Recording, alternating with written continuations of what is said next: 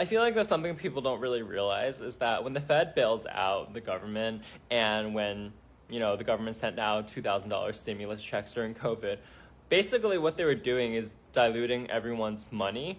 And unlike any other time in history, our government has the ability to basically use the entire balance sheet of the country in order to finance its own operations without any input by its citizens. Like, if you think about the previous century during World War II, for example, when the government wanted to raise money, it needs to sell bonds to people, like literal people, and then you buy this bond in order to finance the war that the government is running. So there's a definite input by the citizenry in the government's operations. But now we live in a completely isolated society where the government can do whatever it wants because it created the Fed, because the Fed has the power to basically dilute all of our currencies if it wants to finance government operations.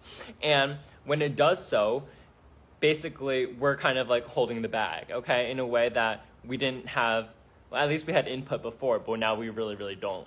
The Treasury and Congress basically set fiscal policy, and then the Fed does its own things in order to execute on this fiscal policy. So basically, even though the Fed is technically independent when it comes to monetary policy, it's very inextricably linked to the executive branch. And so given how the government works, all the policy agendas go in line together. And so the Fed, to a certain extent, has a very big role in basically executing government policy that we didn't really have input on in the first place.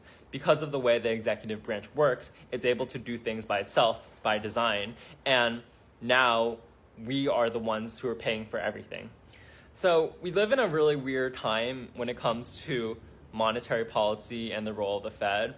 But what you should know is just the Fed has become really powerful over the past couple of years, and it's able to execute on actions independently in a way that we didn't have input on, that basically uses all of our savings in order to finance certain policy agendas.